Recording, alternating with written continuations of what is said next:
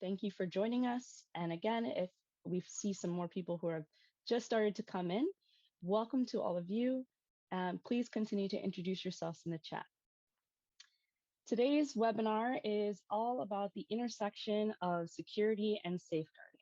We have several wonderful panelists with us who are excited to give different perspectives on what this intersection is and what it means. And there will be opportunity for all of us to kind of engage in different Q&A at the end of the presentations. Today's panelists, we have Lucy Heaven Taylor from the Safeguarding and Resource and Support Hub. We have Shannon Maruthi from Food for the Hungry, and we have Dan Huntington from Terra Firma. At the end of today's presentations and discussion Q&A, we'll also have some final remarks from Val Flynn, who is from the European Commission, and he'll give some insights from the donor perspective. So with that, I'm going to go ahead and start with Lucy. Lucy, thank you for joining us. Lucy Heaven Taylor is a safeguarding specialist with over 25 years of experience in the humanitarian and development sector. She provides consultancy advice on safeguarding and PSEAH, which is protection from sexual exploitation, abuse, and harassment, and is a member of FCDO's PSEAH Experts Reference Group, the IASC PSEA Technical Experts Group. She is also Associate Lecturer on the Oxford Booker's Masters in Development and Emergency Practice. Lucy is currently working for the Safeguarding Resource and Support Hub in their capacity and their development team. Thank you, Lucy, for joining us. Really excited to hear from you. Thank you very much, Tara. Thank you for the introduction, and good morning and good afternoon to everyone who's joining us today. I'm going to go ahead now and try and share my screen. Always a bit daunting to be the first person to go, but I think that's been successful there. Great. So Tara has kindly introduced me, but before I start with my presentation, I'd just like to very briefly tell you a little bit more about the Safeguarding Resource and Support Hub, because hopefully that might be a resource that you'll find useful in your work. So it's an FCDO funded initiative, and it provides capacity support on safeguarding and PSEAH, targeted towards smaller and less resourced CSOs and NGOs, but it's open for everyone to use. There's a website with a resource library on safeguarding resources, and there's a directory of consultants with expertise in safeguarding who you can contact. And we also run webinars and podcasts on safeguarding issues. And we have other initiatives like mentorship programs and an e-learning program. We also have hubs currently in Nigeria, South Sudan and Ethiopia, and hopefully soon opening in the Middle East and North Africa region.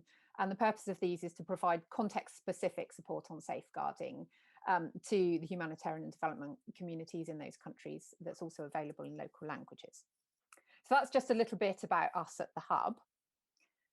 So moving on to the main purpose of my presentation today, which is to frame the presentations that we'll be having later on from colleagues, to look at actually what is safeguarding and what do we mean by safeguarding.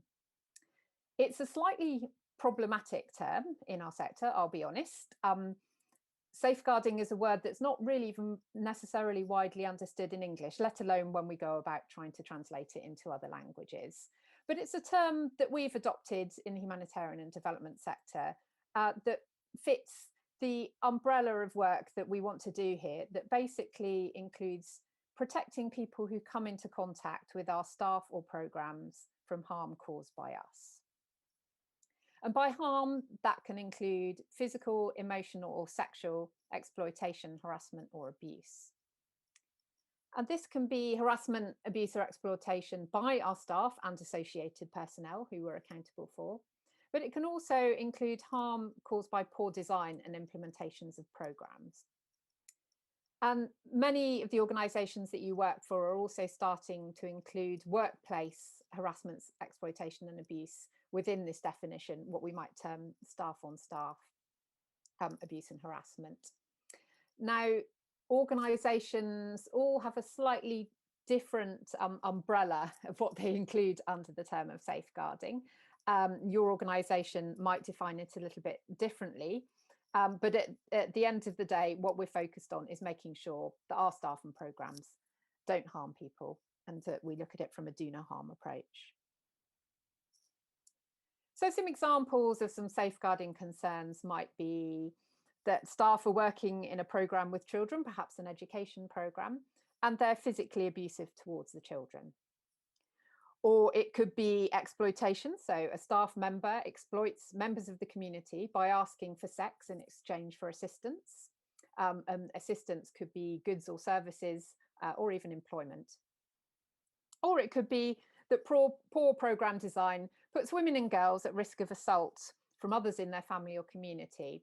So a classic example of this might be, I think most of us are now aware of issues around, for example, where we site latrines in a water and sanitation programme to make sure that it's not hazardous for women and girls to access them. Now, there are international standards which apply in terms of safeguarding, standards that help us and guide us in terms of what we should have in place in order to make our organisations safer for people who come into contact with them. I'm sure many of you will be familiar with the CHS Alliance. The core humanitarian standard itself does include elements of PSEAH throughout it, and they've now also developed a separate PSEAH index. Keeping children safe tend to support more the development community, but they're equally relevant for the humanitarian community. And they have a set of standards specifically targeted towards keeping children under the age of 18 safe. The Interagency Standing Committee have minimum operating standards for PSEA. They've been in place for many years, I think between about 15 and 18 years now, and are sort of very much a cornerstone of the work that we do on this subject. And then much more recently, what was then DFID and is now the FCDO, the Foreign Commonwealth and Development Office, developed their due diligence on safeguarding, which I think has proved quite a useful tool for many, including those who don't necessarily get funding from FCDO. So how does safeguarding relate to security? Well, my colleagues are going to be unpacking this a lot more in their presentations, but from the perspective of a safeguarding person, this is where I think the main intersections can be. So first of all, before we even talk about having an incident or a concern, safeguarding security assessments can be very helpful in identifying issues relevant to safeguarding. In looking at the context we're working in, what might be particular aspects of types of assault or exploitation that might occur in that context. And if those safeguarding risks are identified as part of a security risk assessment, then obviously work together with your colleagues in safeguarding so they can feed that into their policy and programme design. So when we come to incidents themselves, as we know, security incidents can include elements of safeguarding. For example, if a security incident includes sexual assault, or perhaps if it involves children and vulnerable adults. And I'll speak a little bit more about how you would interact with your safeguarding colleagues in that event. And then finally, as I'm sure most of you are aware, safeguarding concerns can also create security issues. For example, if a staff member of your organisation is accused of sexual exploitation of a member of the community might decide to retaliate against either that individual or the whole organisation.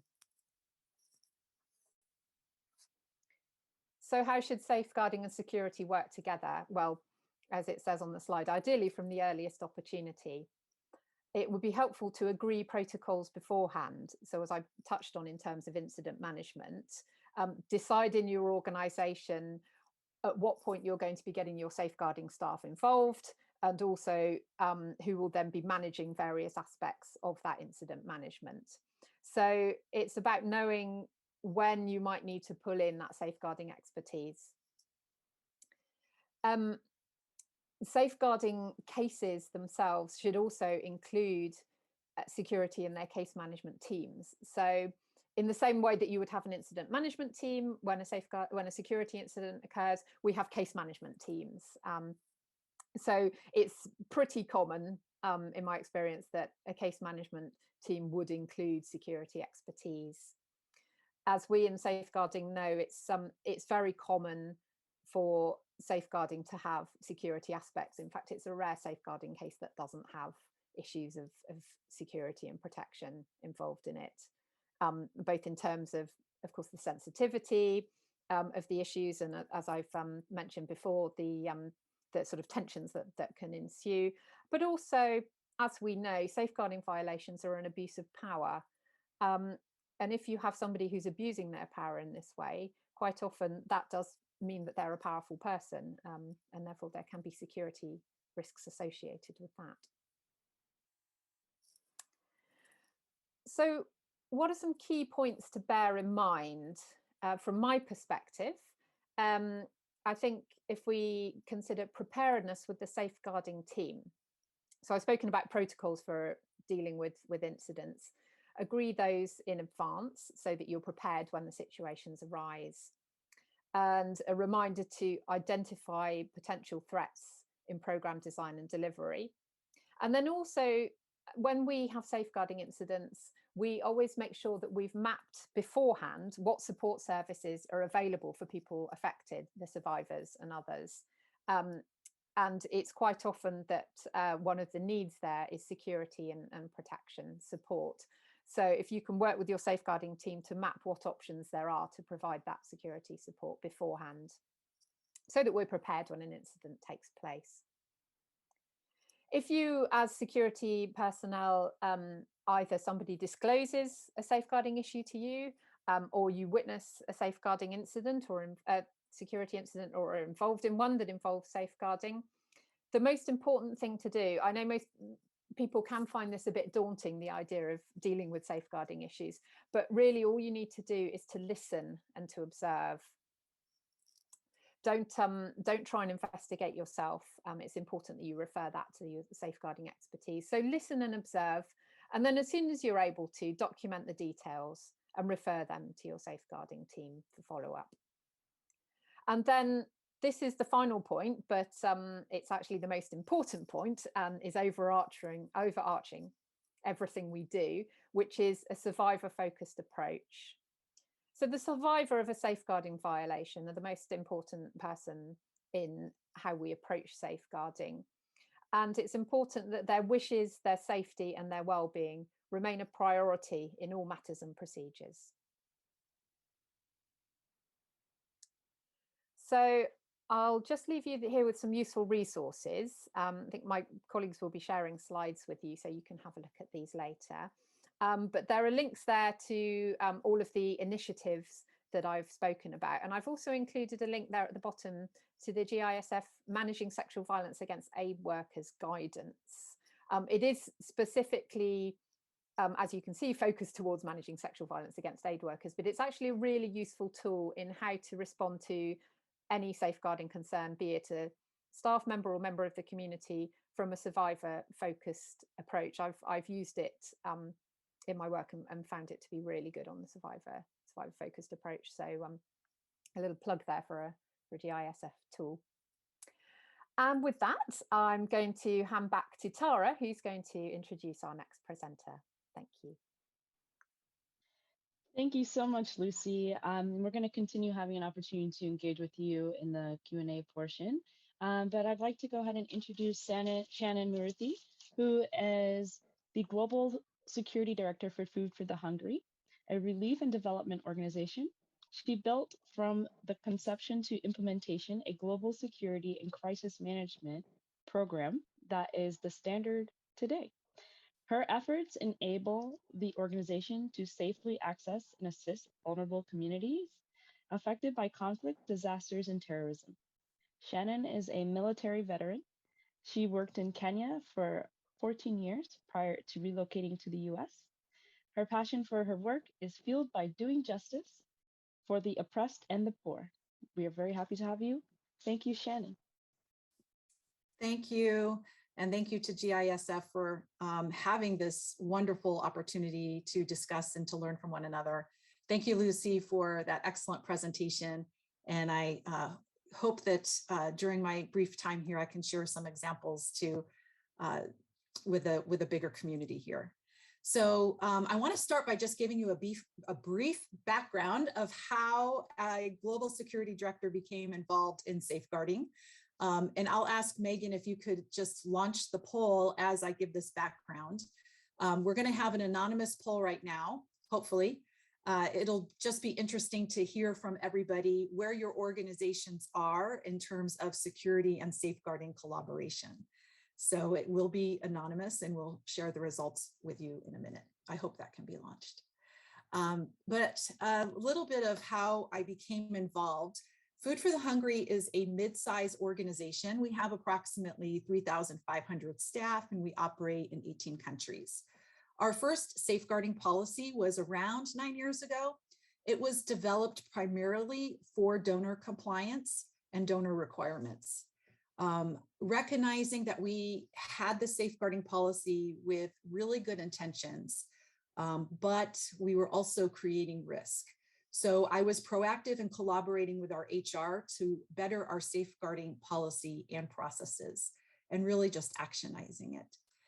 My primary advocacy was around establishing a sound and values-based investigation process, incorporating security and threat assessments throughout the investigation, actionizing our policy in our program locations. And this led to the formation of a Safeguarding Oversight Council that I co-chaired for 3 years with HR. We recently hired our first safeguarding expert. So a shout out to Andrea for leading these efforts now. And I'm no longer a dual hatter, but I continue to promote security's contributions to safeguarding. Okay, Megan, I'm going to continue, but you can feel free to leave that poll up. Let me take a second just to stop and look at it. So this is a poll, your opinion about your organization and the collaboration efforts of safeguarding and security. So this is kind of fun to see different organizations and how that collaboration is working. Thank you all for participating in this. Okay, let me continue talking because I could stare at that poll until it's over. So security can be a key contributor to the overall safeguarding program. Security doesn't need to be the safeguarding expert, but we can be expert contributors in our areas and in the areas that we flourish in. I believe safeguarding and security should be trusted partners for the best outcome. In other words, an incident, trauma, recovery, liability, they're not isolated to one department. Safeguarding and security risks are organizational risks. When we work together, we have a much better outcome.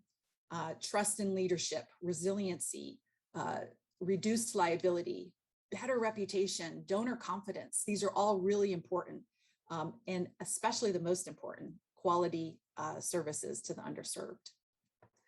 A few practical areas where security does add value, or at least in my experience, security adds value.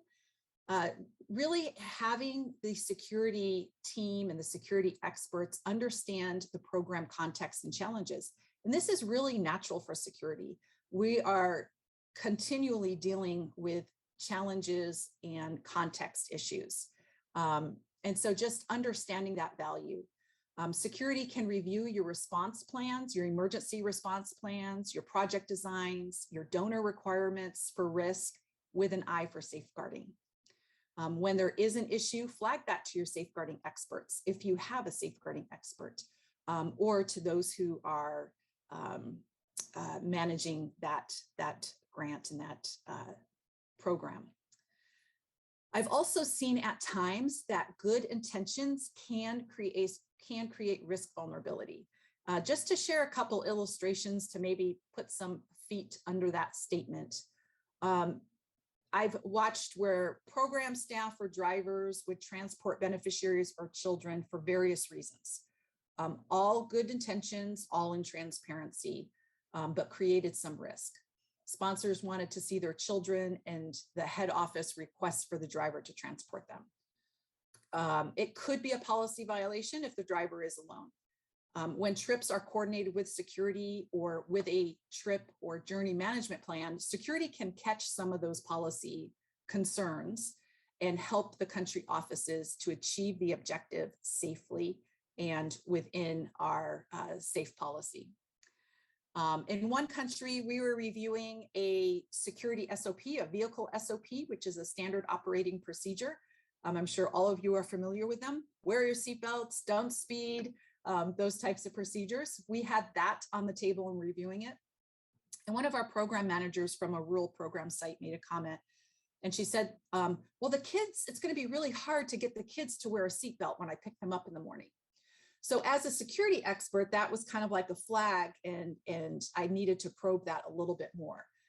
So tell me about that. What do you mean you pick up the kids?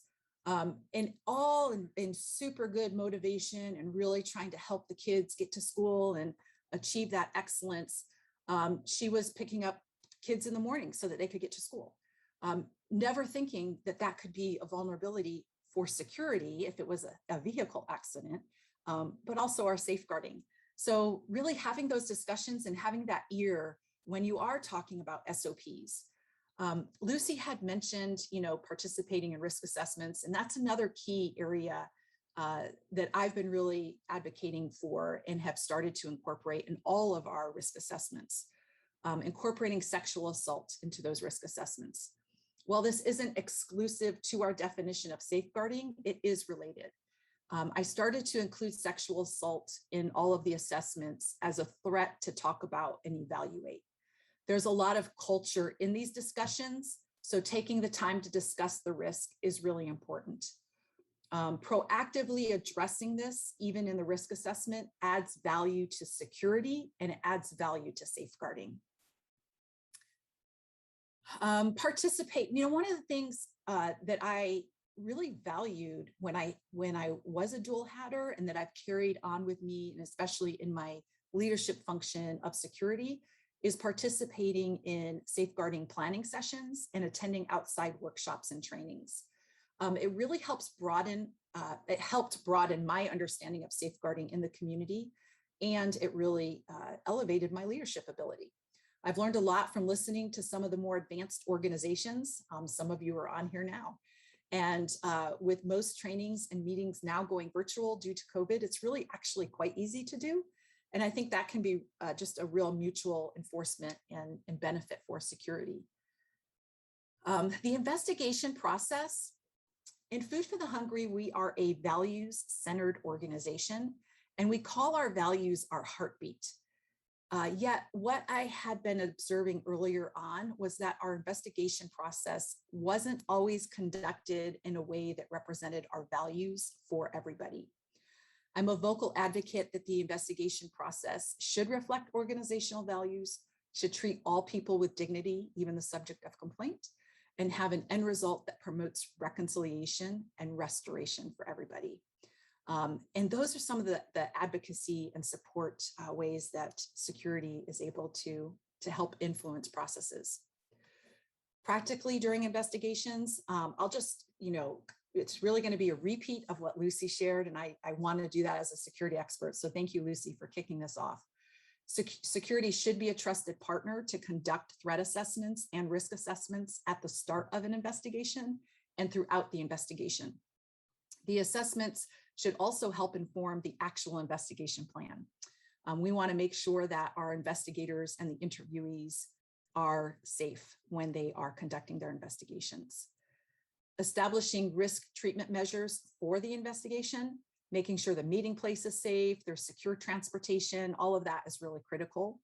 And as the investigation evolves, so may the threats and risks. And this is security's area of expertise. We really thrive in this area and can add value to an investigation and to the safety of all the parties involved.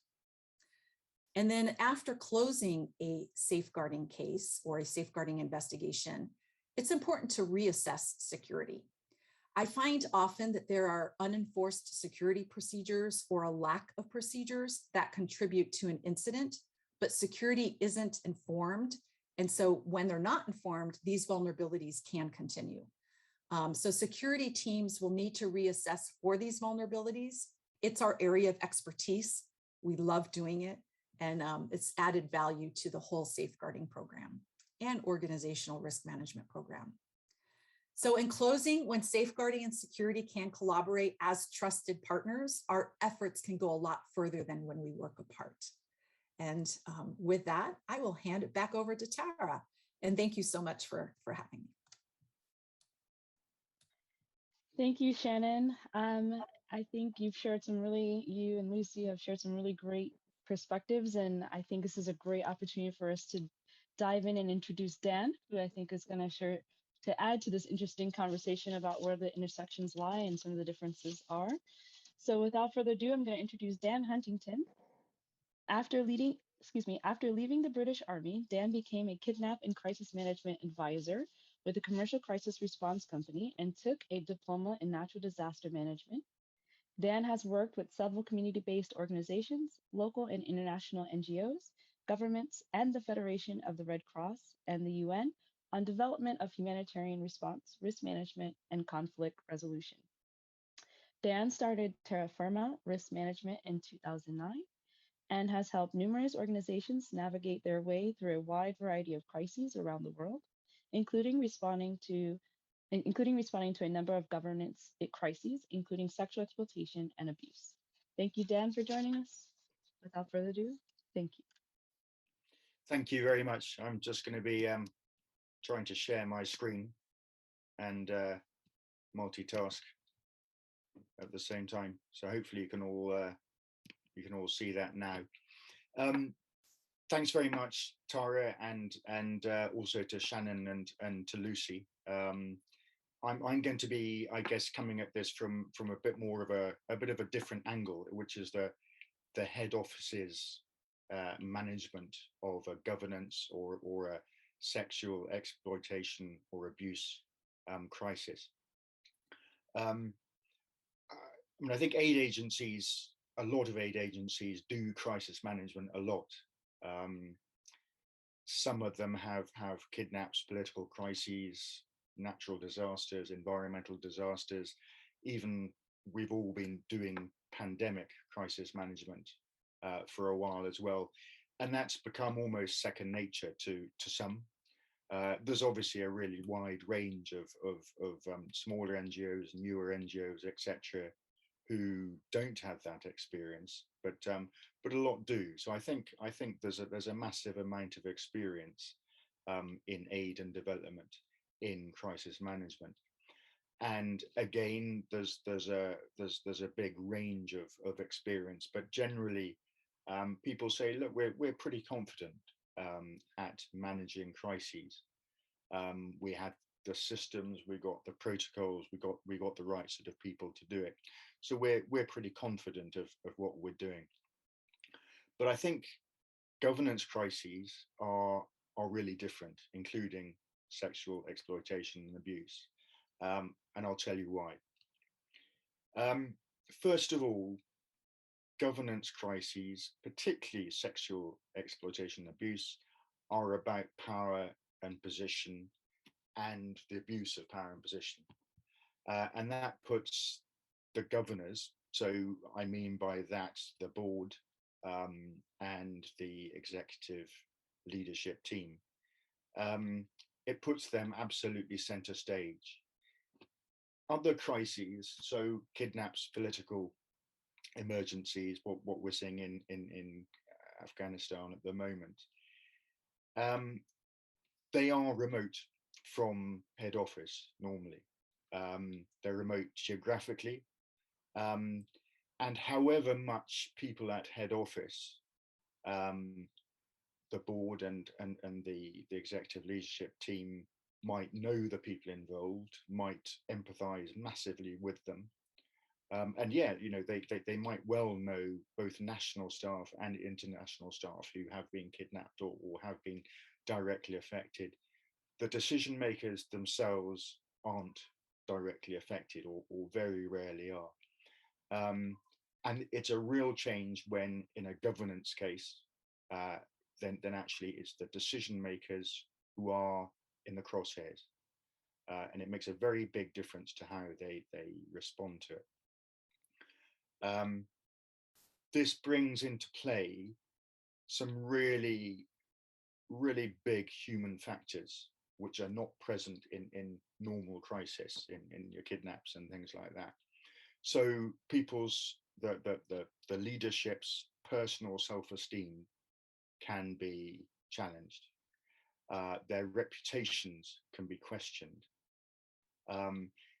In some cases, if they are particularly either involved or even implicated in some way, it can affect their livelihood personally. And of course, if you put it all together, a lot of the people in the leadership, the governors, may well have been in their organization for decades and may have put massive amount of effort and personal stakes into that organization. And if they see its survival even being put at some sort of risk, again, this is a massive stress on people. And it's very different to something like a kidnap. There's also the I think the taboo nature of SEA allegations that make decision makers under all these stresses take exaggerated positions. They either overestimate or they underestimate the scale of the problem around them. So normally very well functioning people under this sort of stress begin to operate in a much less high functioning sort of way. Some even go into denial. We've actually talked before with GISF, I think, about stress and the way that exacerbates existing personality traits. So we all have personality traits that fluctuate. That's why they're traits, and that's absolutely right and normal. And they're within reasonable levels. What changes a trait to a disorder is when the levels of let's say obsession or narcissism or paranoia or whatever it is, when those actually become higher and become stable. They don't fluctuate, they're actually there. So a lot of executives, whether you're talking about an aid agency or you're talking about a business or even an army or a government, people at the top of organizations tend to have, to some extent, an obsessive personality trait. That's really good because it enables people, for instance, to concentrate on and master detail. But under stress, this becomes exacerbated and it can end up as an obsession over detail and wanting to have the last detail before making a decision. What we call in the end analysis paralysis. So actually decisions don't get made. And I've seen that in sexual exploitation and abuse cases, an inability to make decision or to overblow it or underestimate it. In governance and sexual exploitation and abuse cases, then corporate reputation and brand is questioned and put into the limelight much more than in a normal sort of kidnap or politically complex evacuation. So the media environment tends to be much more hostile. In most emergencies, political emergencies like Afghanistan now, then the media are quite forgiving of NGOs, and as long as they see a basic level of competence and of commitment, they're quite forgiving. That's not so with an SEA case. It's an extremely unforgiving environment, and therefore has big implications for corporate reputation and brand. Generational differences. I think there's a difference here, and I've seen it particularly in aid agencies compared to commercial organizations. I think that, as Shannon was saying, the best NGOs are values driven. They also tend to have quite young staffs, or a lot of young staff mixed in with older staff as well. And I think that what happens in governance cases, and particularly SEA cases, is that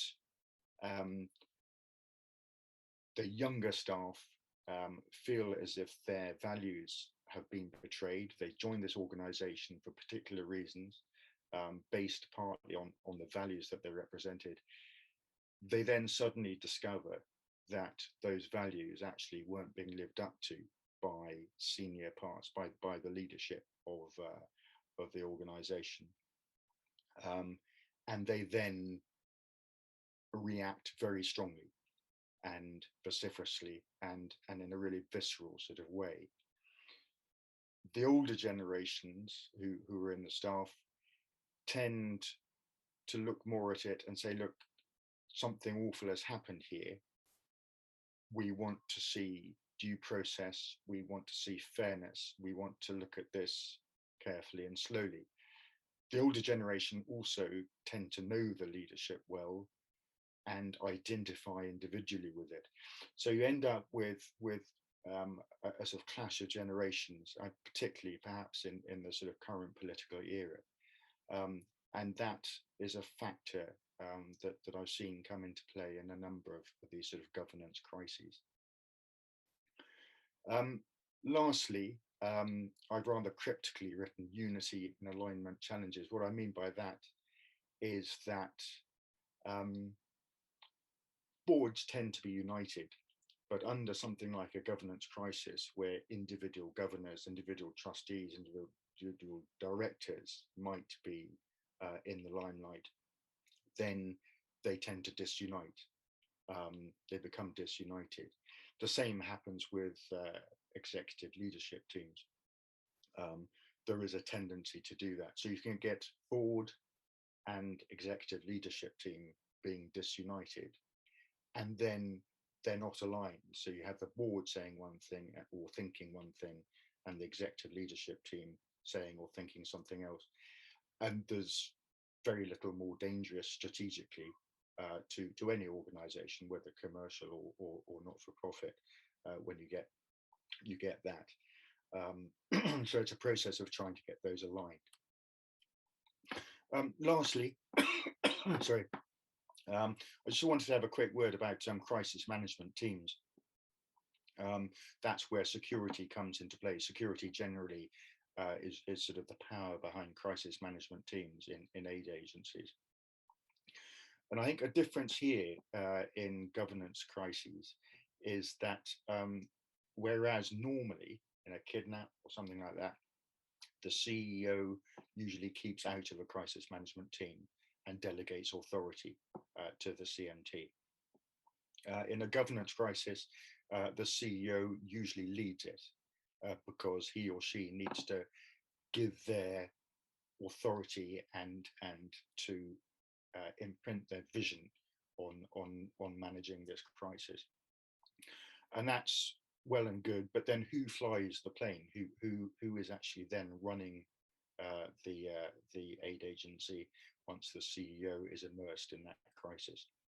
And it's important, I think, to have a plan if the CEO is involved in a governance crisis. Who's going to run the aid agency? Another difference is that if a governance crisis is about governors and that they're in the limelight, then they will need to be removed from the crisis management team because they would have a conflict of interest. So really important that there is a plan for an aid agency to be able to manage a crisis, having had a number of senior people on board and on executive leadership team removed. Something else that doesn't come up in a normal kidnap, political emergency, whatever, but does in an SEA case, is the need for an investigation and getting the balance right between the CMT supporting an investigation but not interfering in it in any way at all. And then finally, making sure that the crisis management team supports the victims, survivors, and any others involved, but also lets them speak for themselves, and getting that balance between showing support and really giving meaningful support, and yet not in any way taking over from what must be survivor-centered. It's not always an easy balance to get. So in summary, I think these crises, governance crises, and the more routine ones that a lot of aid agencies are continually confronting, they're very different, and they bring some existential governance crises, bring some existential risks, and there are different approaches that need to be taken. It's worth, therefore, I think, planning and preparing for it, given that there does seem to be a link of some sort between aid and development and sexual exploitation and abuse. Then the chances of a sexual exploitation or abuse crisis, or an incident certainly, are actually reasonably high. So it's worth putting some effort and time into preparing for it. And last of all, I think it's worth having some experienced, objective, external support to help you through it. That's it from me. Back to Tara now. Thank you, Dan. I think actually we're going to go ahead and start diving into the Q&A portion. So if you do have questions, please go ahead and add them into the Q&A function. We have received some questions in advance, so we'll intersperse those with the Q&A as well. And I think I'm going to go ahead and direct the very first question to you, Dan, as you've just spoken, and you did touch a little bit on this, but it would be great to hear a little bit about, do you think you need a different set of people in the agency for a crisis management team compare when you're dealing with something for SEA versus if you're dealing with something that's maybe like a kidnap scenario? Can you kind of go a little bit more into your thoughts there? Yeah, I think every case will differ a bit, but yes, on the whole, there will be a different set of people. I think something like a kidnap or a political emergency, then security tends to have a very central role anyway, for all sorts of reasons, in terms of cooperating with law enforcement, in terms of talking to crisis response advisors, etc., etc. I think in an SEA crisis, that's not so much the case. And I think, as both Shannon and Lucy have been saying, it's a question more of where security is involved in helping with security issues around it, then security should be very much there. But it shouldn't be pushing beyond that, it seems to me. I think that security, I mean, certainly one crisis that I was brought into, an STA one, it was the security element that sort of brought me in. They felt that the aid agency that they were in was not dealing efficiently with a sort of an increasing crisis, and therefore they wanted a sort of professional crisis management approach to come in. So there is that link there. So I think you would have a sort of professional security crisis support being given, but on the security but not a lot of policy involvement, probably, unless there is a particular security need for it. And then otherwise, I think you would quite possibly find that if the crisis is involving people at board and leadership level, you might have different people coming in order to cope with a conflict of interest question that I talked about earlier. Thank you, Dan. And I think, so for the next question that's come in, How do you balance the duty of care to different staff members if an allegation for a safeguarding complaint has been made? So thinking about balancing the offender's confidentiality and also the survivor's right to have closure. So I think let's go ahead and see if Lucy would be willing to take the first go at that. And then if anyone else would like to add, very happy to have you. Thank you, Tara. And thank you for handing me my first question as being a really complex one, because this is tricky. Confidentiality is the most important thing in safeguarding, and particularly in safeguarding investigations. So actually, once we've included an investigation, sometimes there's very little about the outcome that we can share with stakeholders, and that includes the survivor or the complainant who came forward if they're different.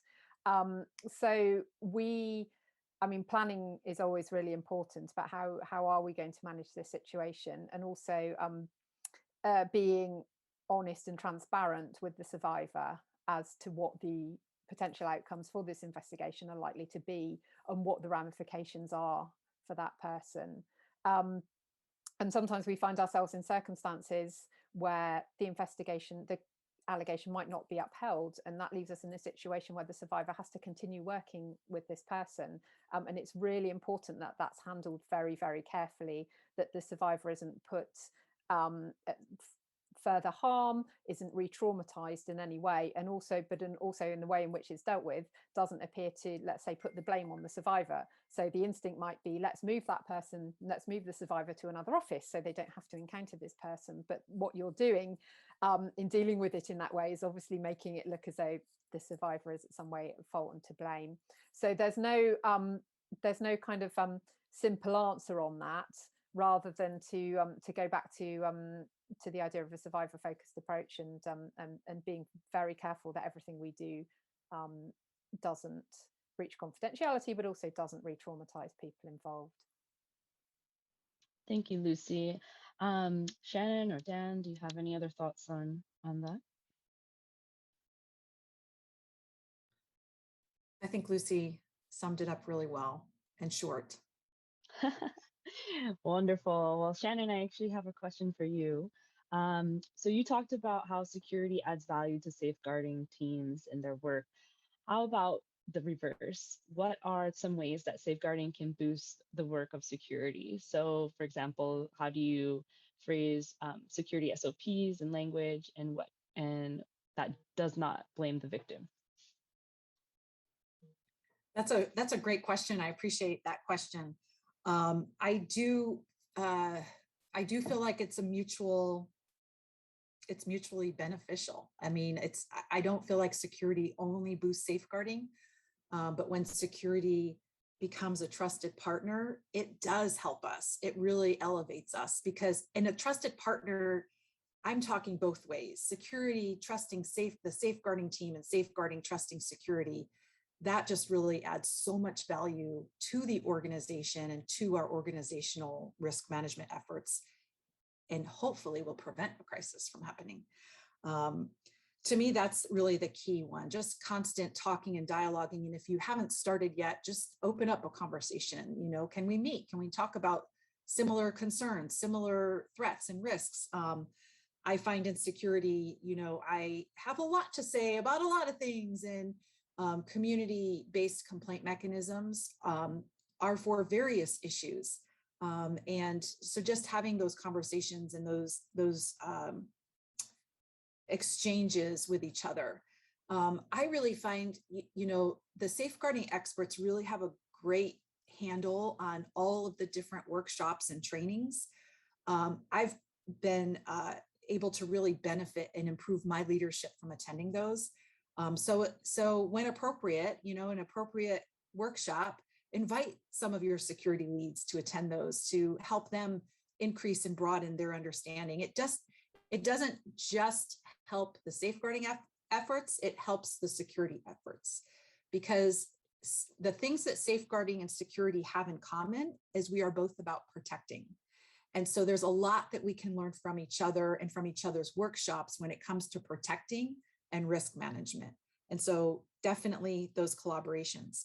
with the SOPs, I agree for security SOPs to definitely have the contributions and review of your safeguarding or gender experts. You know, I'm a big collaborator across the organization, and as a security lead, I view others kind of like as my customer, not me as theirs. And so when you have that perspective, you want to reach out and you want people's input. You want it to be as practical as possible. Thank you, Shannon. That's really well said. And I think actually a decent follow-on question that I'd like to direct to Lucy, you, Dan, or Shannon, is, you know, CBN, this comes from someone who's posted in the chat that their organization has merged global security and safeguarding, and they're interested to know if similar trends have happened in other NGOs and what motivates agencies to do this or not. And I just think that's an interesting follow-on question to what you started to talk about, Shannon. So I don't know if you'd like to jump in there, or Lucy or Dan, if you have any insights.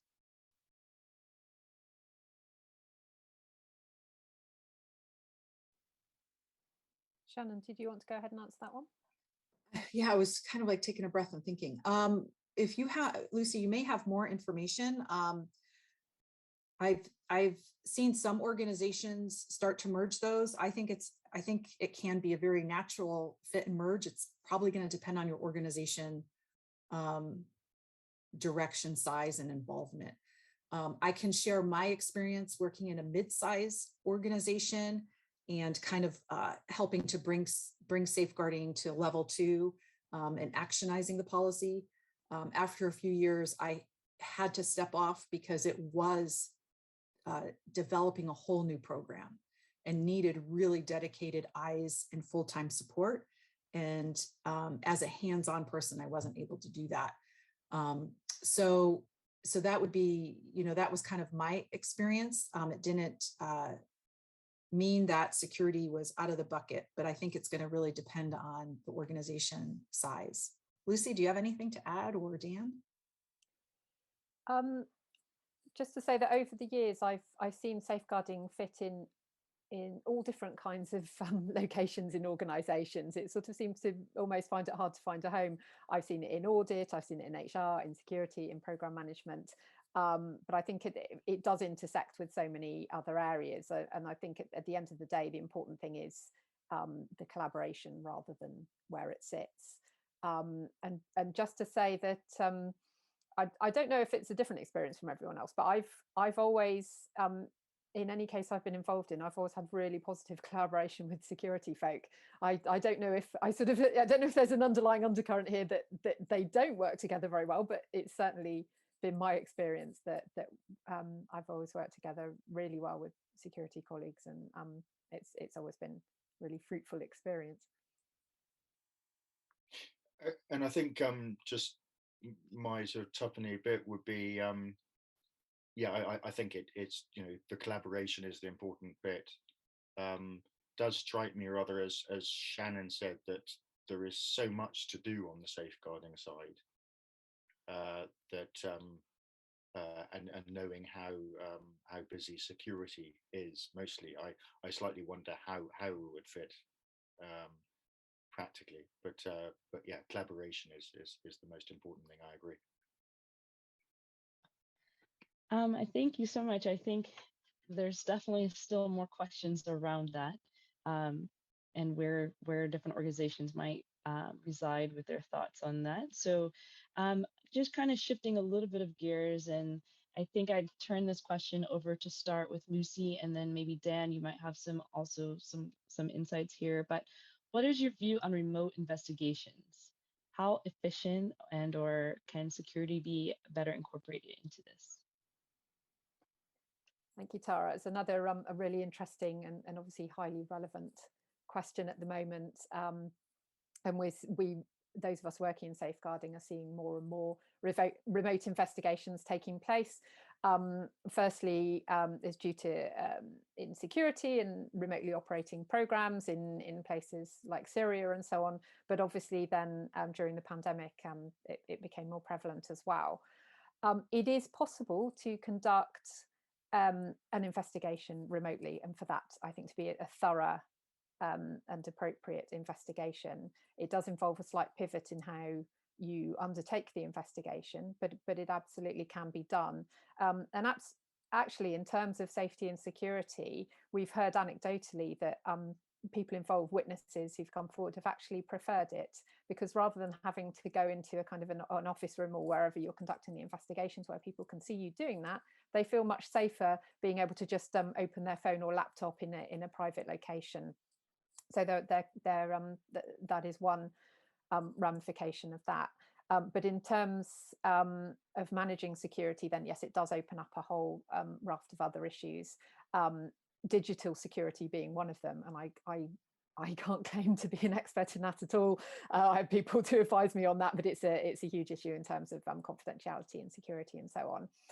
There's also, when you're interviewing somebody remotely, you're seeing a tiny screen on your computer, and you don't know who else might be in the room or close by to them, who might be coercing them or threatening them in some way. So it's very important, even if you're conducting investigations remotely, if you can have a trusted partner on that location who can manage what's happening and manage that security environment, that can be very helpful.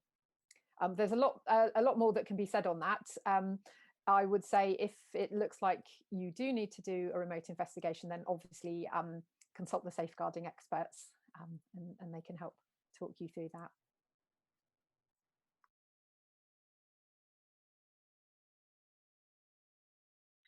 Dan, do you have anything to add, or Shannon?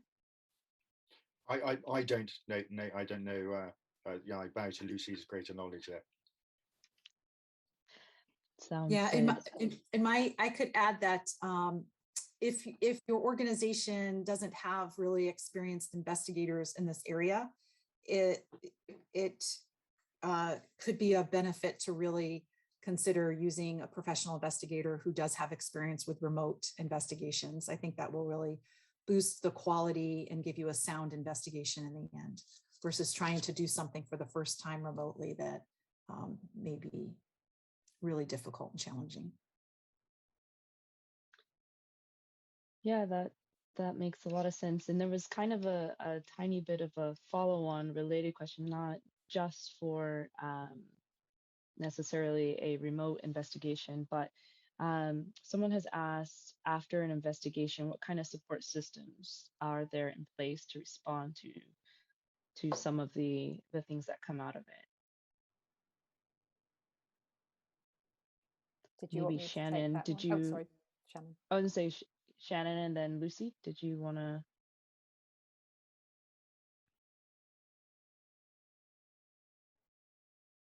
Yeah. After the investigation, what kind of support systems do we have to respond to the identified cases? I definitely feel like before the investigation and during the investigation, those support services, there would be efforts to identifying those ahead of time rather than waiting for it to be over. But definitely sometimes the findings of an investigation, there may be other support that's needed. I really feel like that's the value of the team and of working together is, the more brain power you have together, the more ideas and thoughts you have. And definitely our country specific experts should be a part of that. Culturally, cultural support systems, safe support systems, all of that.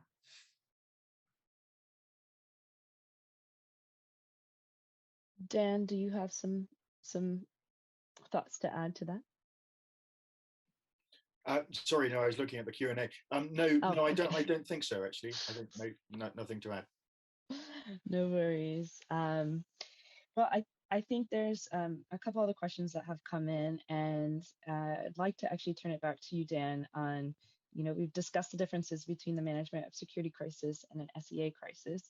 So how does an aid agency actually respond to a specific SEA crisis? What does that look like? If you can kind of unpack that a little bit further.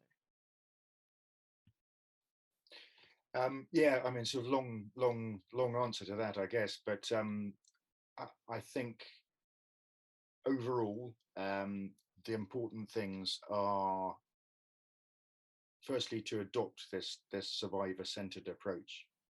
I won't go into it anymore because that's a big subject, but it's a really important thing to do at the start, to establish and make it absolutely clear that's where you're starting from. The next thing is to do the right thing. And that sounds obvious, of course, everybody's going to do the right thing, but of course they don't in some situations.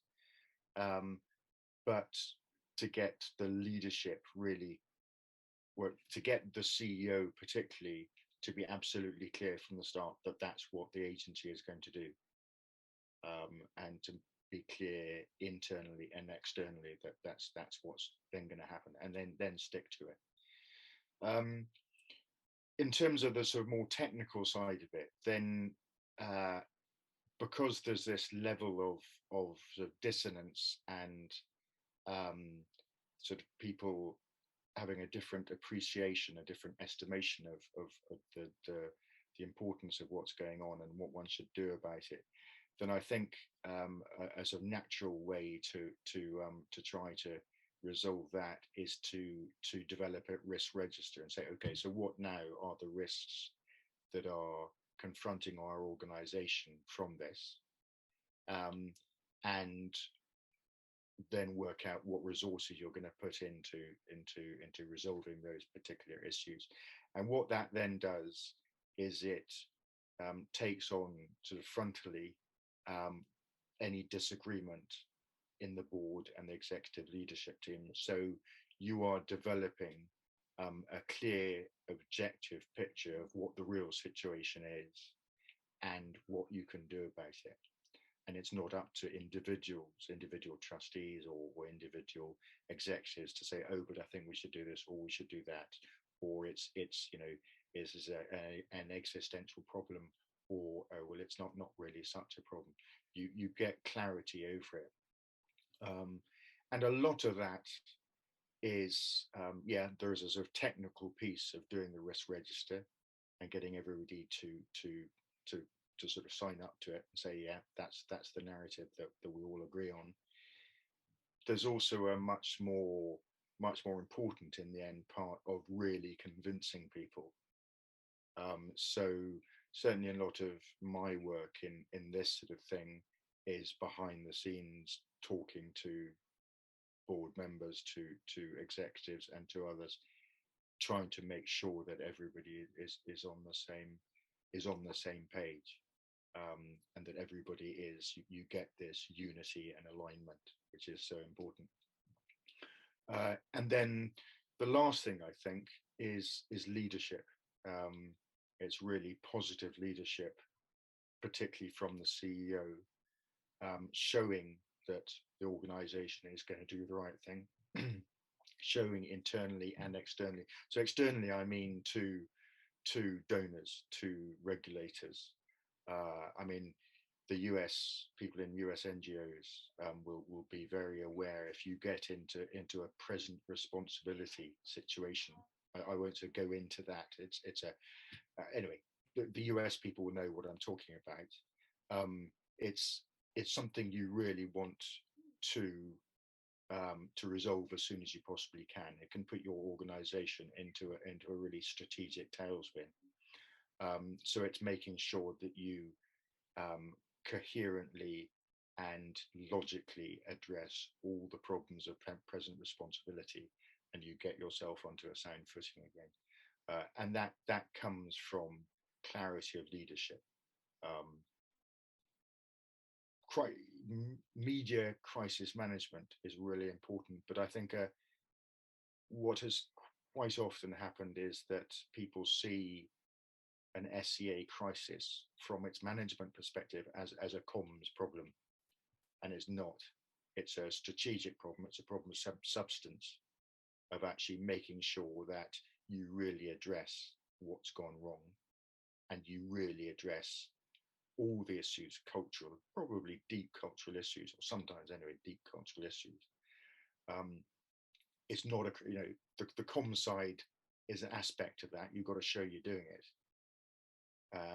And it's a very important aspect, but it shouldn't come first. And if it does come first, you get into real problems, because very soon people begin to see that you're talking your way out of it rather than really acting. So it's all talk and not enough walk, and that can put you back into real problems.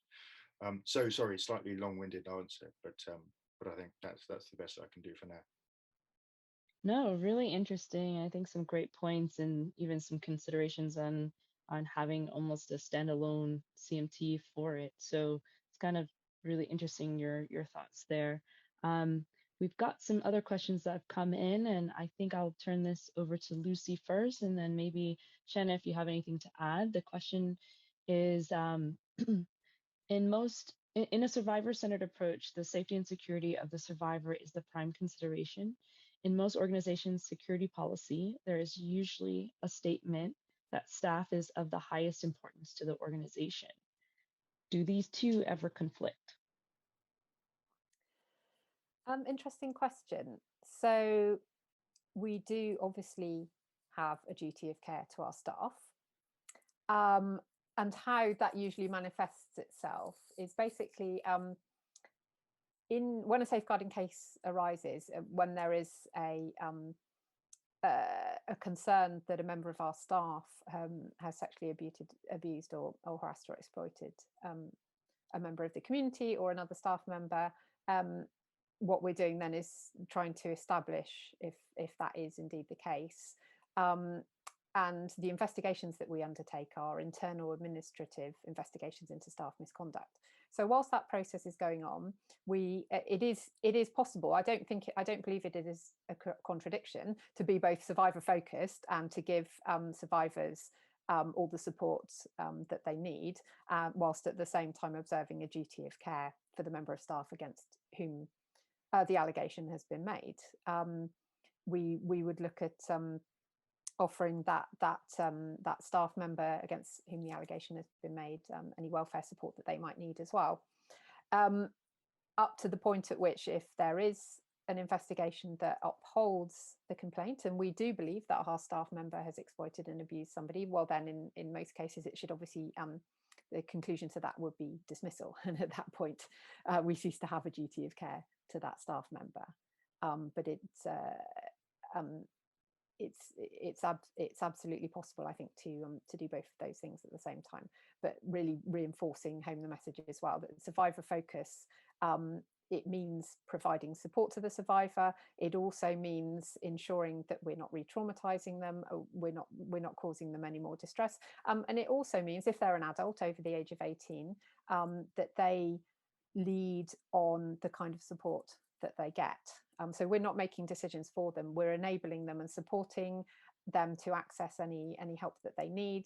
But usually, particularly in cases of gender-based violence, involve taking away somebody's autonomy and somebody's decision. So what we're looking to do when we're dealing with our survivors is not to replicate that. Thank you, Lucy. If anyone else has anything to add. Yeah, I would just add that I think that's a great question, because in my experience, it can be easy to dismiss the staff person who would be the subject of complaint. And that has been one of my points of advocacy in our investigation process, that we treat all the people involved with dignity, and that the end conclusion promotes reconciliation and restoration. So if we do have, and I'll speak on the other side where Lucy was very thorough in speaking on a survivor-centered approach, which should be upheld throughout the whole process, as everybody knows. But when the findings don't indicate that there was a violation, often even subjecting staff to the investigation process comes with damage to that person, to their reputation, to their value and worth in the organization, to how others perceive them. And I really believe and continue to advocate that our process wouldn't break the subject of complaint through it, and that the end result would promote reconciliation of the subject of complaint if the findings were not upheld, back to the organization. Relationship, image, character, professionalism, dignity. And, while we're not there yet, I would like to see a process where even if the allegation, even if the investigation does show that an offense was committed and there needed to be some action, that as an organization, releasing the subject of complaint or our staff person, that we could do that in a way that promotes their dignity in the future. Even if you're not going to be here, what can we do to help you restore your whole person back to or to restore the whole person to a place where you can receive help for maybe some of the behaviors that they have done or have learned through life. So that's kind of where I would love to see the humanitarian sector go. Yeah, if Really? I can, Oh, go ahead. Absolutely. I can just sort of add something there, which is, in my experience, this sort of situation can get really toxic within an organization. And the generational differences I was talking about earlier, those can come to play. And I think we're all agreed that doing the right thing means not only ensuring that the complaint is properly looked at, and the survivor is the center of everything, but also it means that you cannot, whatever the sort of the upsurge from some people in the organization, you can't throw people under the bus in any way at all. And there's a real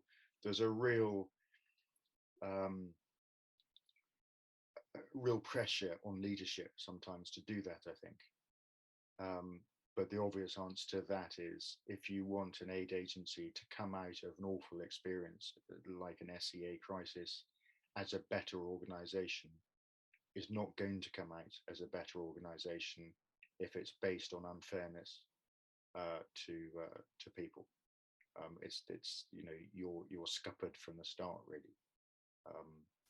So I think it's doing the right thing and making sure that everybody is treated fairly is not only the right thing to do, it's really difficult very often, but it's also the only sustainable thing for your organization to do.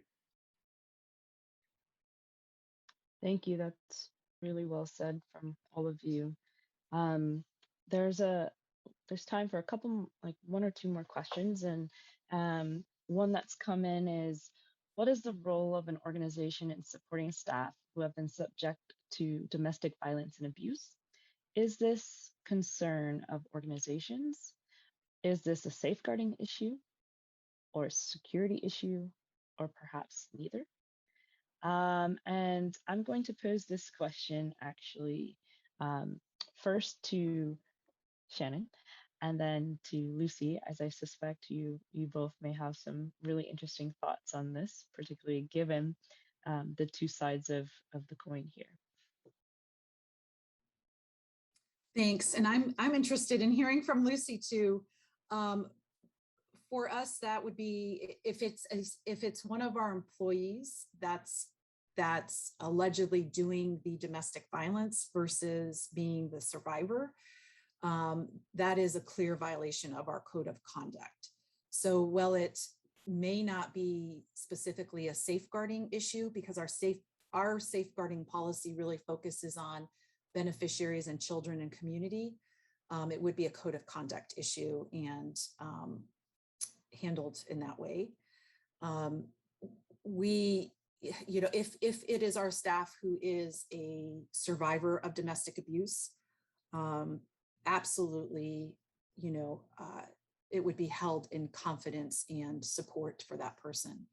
I have not seen where it's become an organizational issue. Like, I have not received a report, this person is a survivor of domestic abuse, we want to help them. So I don't know if that's happening just within the small huddles. I can say from how security tries to be proactive in those cases, though, when COVID first happened and most of our countries went on lockdown, and we immediately heard and were concerned in a lot of our countries that had high rates of domestic abuse, that domestic abuse would rise. And so a part of our planning was, what will our leadership do to help inform and reduce the risk of domestic violence in a household? How can we do that from the start? How can we promote working from home and quarantining at home safer for our staff? I mean, we obviously don't have insights into their houses or anything, but we were able to proactively share information and help our teams talk through those issues on what they can do to improve the well-being of their household. So those are real value added, that where security can say, we know this is an issue, what can we do to promote well-being in this case? Lucy, do you have any thoughts on this as well? Just to agree with Shannon that yes, if it is our staff member who's perpetrating domestic violence, then that obviously is a code of conduct issue and a violation of policy. In terms of supporting our staff who might be survivors of domestic violence or experiencing domestic violence, I have over the years, I've seen it increasingly being taken up by organisations, not necessarily because they have an accountability for domestic violence that is perpetrated by people outside of the organisation, but just simply to do the right thing and to safeguard the welfare of their staff. So some of the larger organisations I have seen do, I believe, have a specific policy that they will help and provide support to survivors of domestic violence within their organisations. But not being a member of staff in those organisations, I couldn't tell you too much more about how that works. But yes, that is happening. Thank you. And just to kind of go to you, Lucy, again with a bit of maybe perhaps a technical question that's come in. Recently, the ILO adopted a convention named C190. How can we relate? So I'm not sure if you have any insights on this. I apologize because I am not familiar with that. So can't offer much more, but perhaps you may have some thoughts. Yeah, I think I can answer that one quickly. So if I recall, I think that relates to protection in the workplace from harassment and abuse. So a convention is a standard. I shared the international standards that we as the humanitarian and development sector have developed for ourselves in my presentation, but yet there are absolutely obviously conventions as well that set the standard for what we should be doing both in the workplace and outside, and there are quite a few conventions that apply to the work that we do. So your organisation should be complying to those standards in C190 and other relevant conventions, of course. And then what we have in our policies and procedures tend to be more detailed versions of what we see in terms of international standards and international law. So yes, it is relevant. Thank you very much. And with that, if there's any last remarks that you wish to share before I hand it over to Val, who's going to give us a brief kind of closure from the donor perspective on the conversations we've had today. Perfect. Thank you all so very much for your insights and your input. I think we've all walked away with some new food for thought, and I think the The conversation is going to be one that continues as an ongoing one. And without further ado, I'd like to invite Val to join us here. And let me go ahead and share a couple things about Val. Val Flynn is the Duty of Care and Safeguarding Coordinator for the European Commission Director General for the International Partnerships. Also Safeguarding Lead for the European Commission in relation to DAC and OECD Reference Group on Safeguarding and UK FCDO Working Group. Thank you, Val, for taking some time to share your closing thoughts with us. And after Val's complete, if he'll hand it back over to us just for 1 or 2 points before we end today's webinar.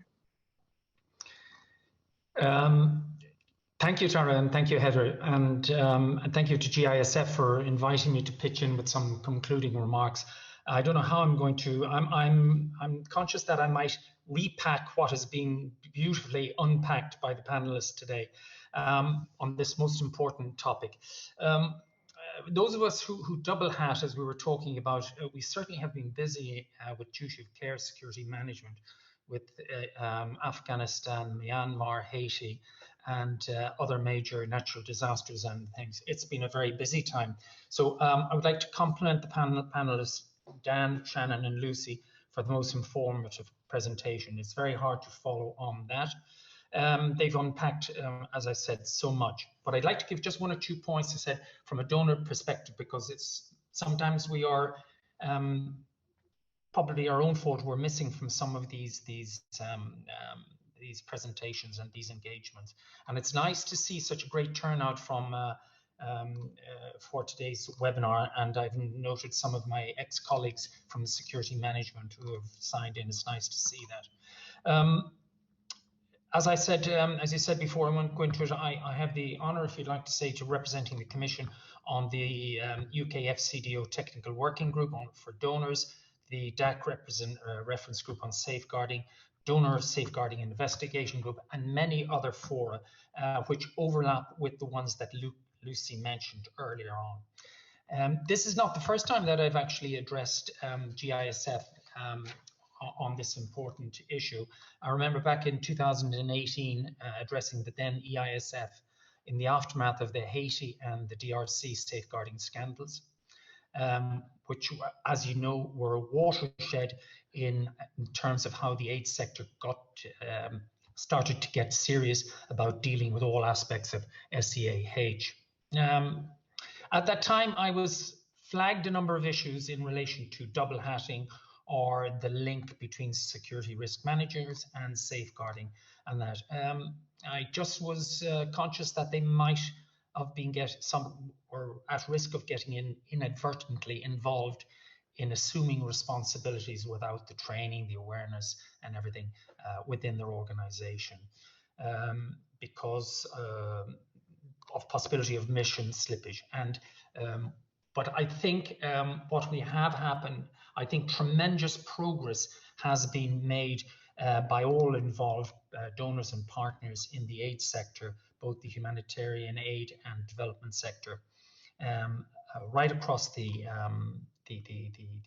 sector in relation to how we approach these important issues. I mean, as Lucy said, you know, and the work that she has been doing on the resource hub is fundamental. It is key to how we're going to approach the thing, because they have a comprehensive PSA policy guidelines and sector-wide the guidance and the standards, important reports that we have out there on reporting mechanism, investigations, whistleblowing, awareness raising, training, to mention things, and importantly how we look at supporting victims and survivors. And Dan, as Sharon said, but Dan made a very important point, I think, there about the importance of leadership engagement. It must come from the top down, and that's one of the main things that donors say. But I just need to kind of get the hard sell in here from the donor perspective is, for donors and our partners, sexual exploitation, abuse and harassment in any organization is completely unacceptable, particularly in the aid sector, which aims to help those most vulnerable and in the world. Safeguarding against SEA must be at the center of everything we do to ensure trust is maintained. And the trust is so important to what we do, as you know, with our beneficiaries and everything. So in the organization, it is very important that we get the leadership from downwards. We are working with all our fellow donors, major donors, the United Nations agencies and programs, IOs and NGOs, and we're all committed to driving up the standards across the aid sector. And what you're doing here today as well is extremely important to that, because we have a zero tolerance approach to in any form of abuse. So I'd like to just mention what Shannon was talking about donor compliance. Yes, donor compliance is extremely important, but I would like to underline as well, while that is very important, the most important thing for us is, despite what some people may think, is how the survivors and the victims are treated and handled, and the support we give them. So that's very important. What I'd like to just mention is on the word about COVID, which was mentioned again as well about Lucy, and the constraints that has posed as well. Please understand that donors, we don't live in a world where we don't understand these issues. We very much understand them, and we have been very understanding to the constraints in terms of safety, hygiene, security, access, and everything like that. So as I've said to many of our partners reporting these issues as well, tell us, explain to us, and we will work through these challenges with you. It's important on those. I just wanted to say as well about, Dan spoke about the media. Yeah, they're very unforgiving. My God, I can vouch for that, and we all can, that they are very forgiving, and possibly rightly so as well. So the importance that we take these matters seriously, extremely seriously. We ensure full compliance, and also we were talking about due diligence as well, which was important that we make sure that we carry out that. The important aspect for us is as well about the training, the awareness raising.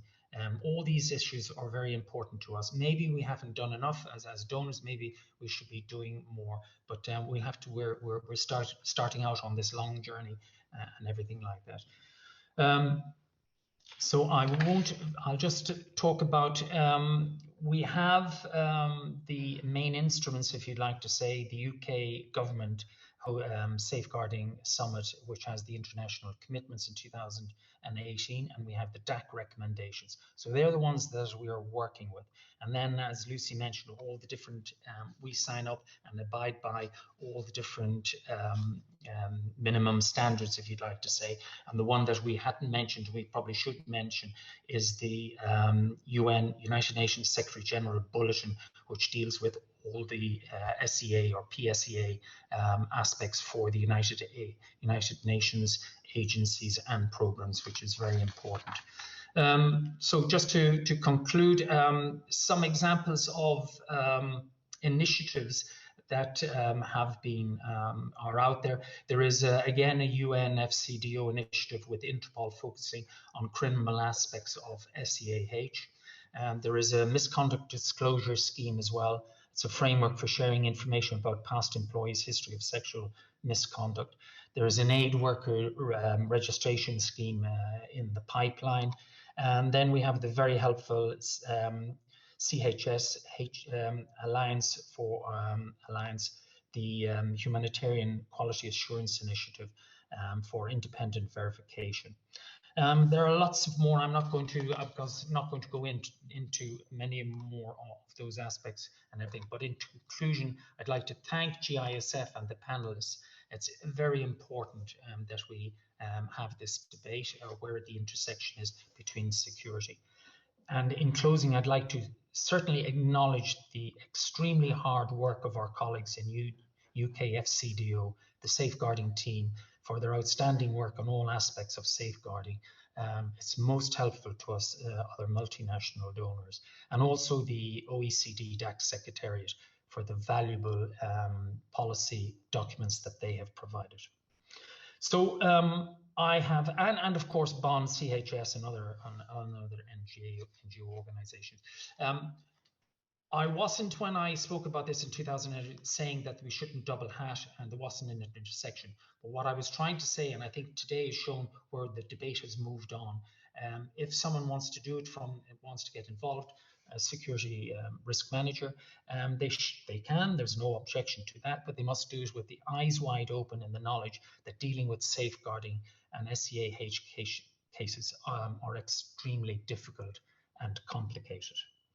And Dan said, yeah, let's do the right thing.